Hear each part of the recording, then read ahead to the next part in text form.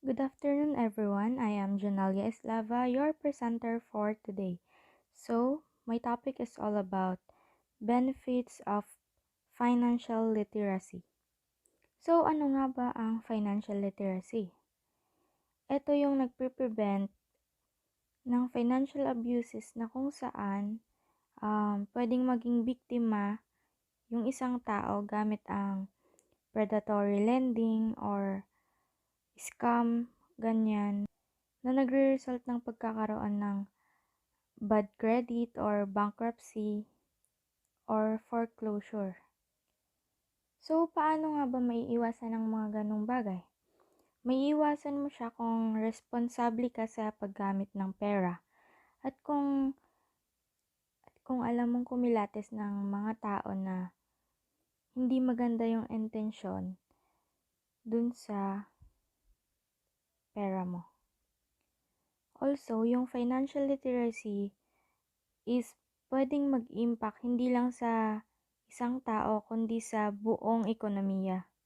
Kasi nagiging domino siya. Like, yung isang taong may contribute doon sa part na yon is nagkukos ng bad business cycles sa karamihan.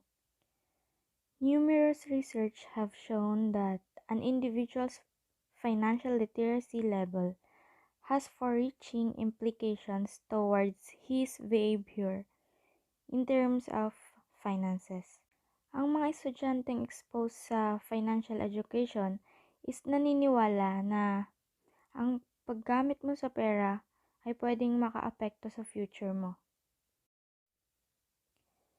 Being financially literate made so many people reach the peak of financial success. Sabi ni Alec, owner of Money Done Right, the first benefit of being financially literate is the ability to recognize a bad financial deal. Sabi pa niya, I've had unscrupulous financial advisors try to talk to me into financial decisions that would benefit them and not me. Due to my financial literacy, I knew to walk away from those deals. The second benefit of financial literacy is the lower cost I pay for my bills since I make less financial mistakes. Due to financial literacy, I know the negative impact missing a credit card payment will have on my monthly bills. I'll make sure never to miss that payment and will always try to avoid paying interest. The third benefit of financial literacy is the peace of mind that comes from knowing I'm planning for retirement. Retirement is not something that worries me because I know how to create a plan that will put me in the best possible position to be prepared for my later years in life. Naintindihan nyo ba yung gustong sabihin ni Alec? Una daw is yung ability na makarecognize ng bad financial deal. Second, yung lower cost ng pagbayad niya dun sa bills niya kasi konti na lang yung nagagawa niyang financial mistakes. And third, yung peace of mind dahil alam niyang mag-plan bago siya mag-retire. Or nakaplano na yung retirement niya. Next, we have the common concepts under financial literacy.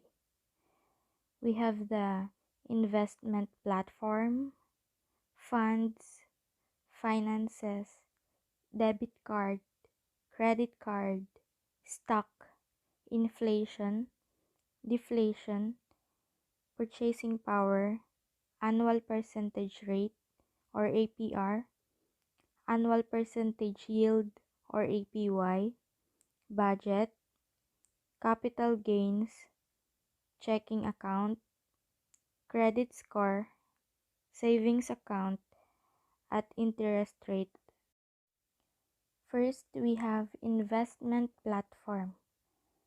It is a vital online service which allows you to buy, sell, and hold funds. Famous investment platforms in the Philippines includes First Metro Securities, COL Financial, CoinsPro, and seedbox.ph. Next, we have the funds. It refers to a particular amount of money made available or allocated for a particular purpose. Next, we have the finances. The monetary resources of an individual, organization, company, or government. Debit card. It is a rectangular plastic card used in paying purchase. The debit card is used by swiping the card to the merchant's card reader and entering a PIN, or personal identification number. This allows the direct transfer of money amounting to the purchase's price from the owner's checking account to another bank account. Next, we have the credit card. It is a rectangular plastic card which allows users to access credit facilities or allows owners to avail products on a basis of credit. Stock. A stock is a type of security that signifies ownership in a corporation and represents a claim on part of the corporation's assets and earnings. Next, we have inflation. It is the substantial increase of price of goods and services resulting to the decrease of the purchasing power of money. Deflation, also termed as the negative inflation. Ito yung kabaliktaran niya. It is the great decrease of piece of basic commodities. Purchasing power. It refers to the value of money on the basis of the amount of goods and services that you can using a unit of currency. Next, we have the annual percentage rate or APR. APR is the interest rate in an annual basis charged for borrowing money. Annual percentage yield or APY. APY is the interest rate in an annual basis paid on a savings account, certificate of deposit, or other account that earns compound interest. Next, we have the budget. A budget is an estimate of your income and expenditure for a specific period of time, or 1 month. This is the basis for planning your finances. We have capital gains.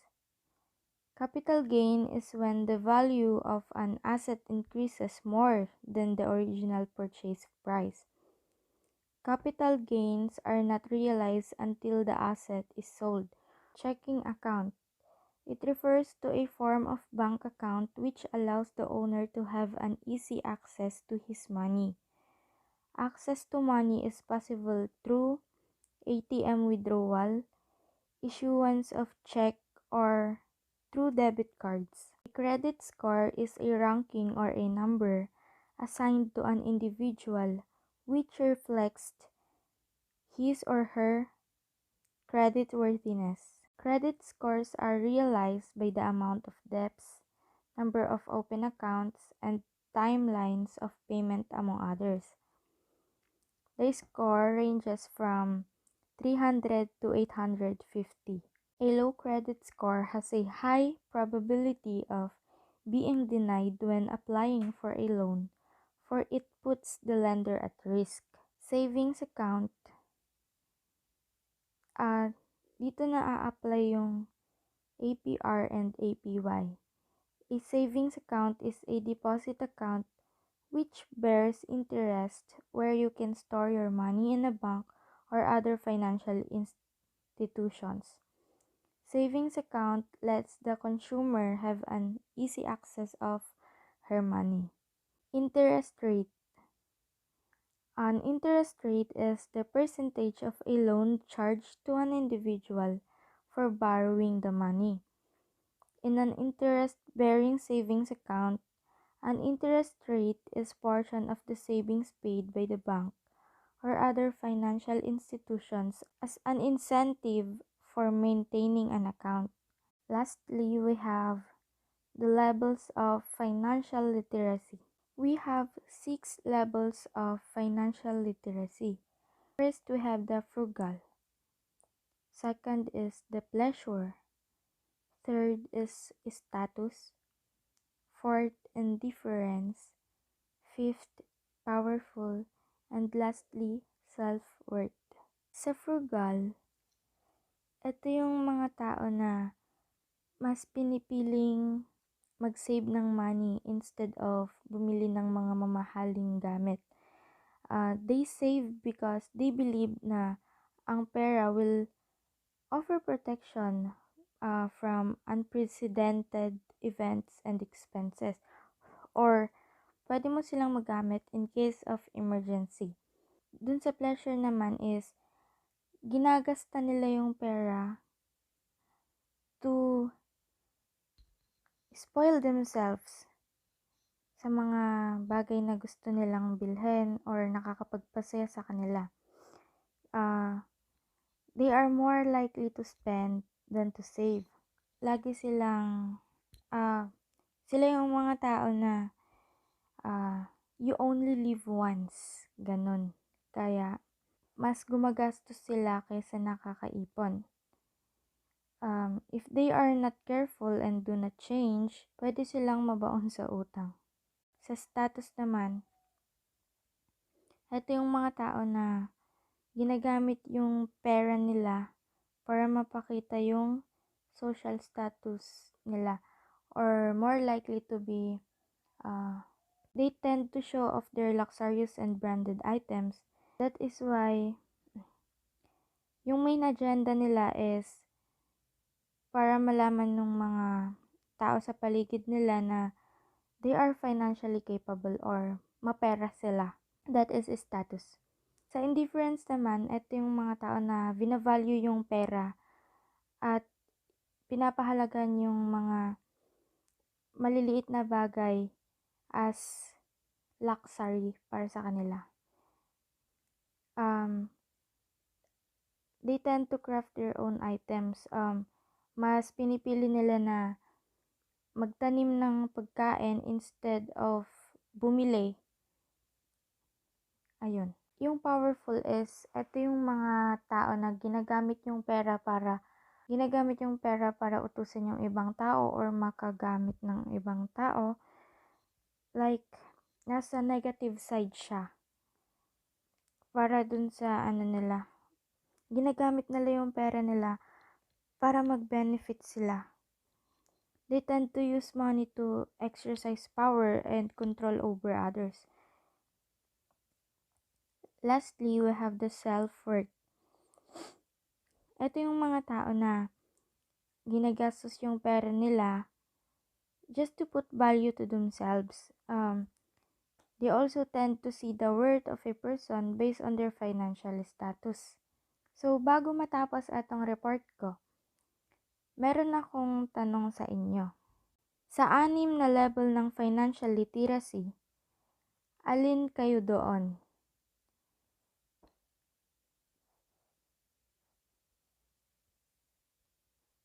So, thank you for listening and participating to my report. Again, I am Junelia Eslava, and thank you for listening.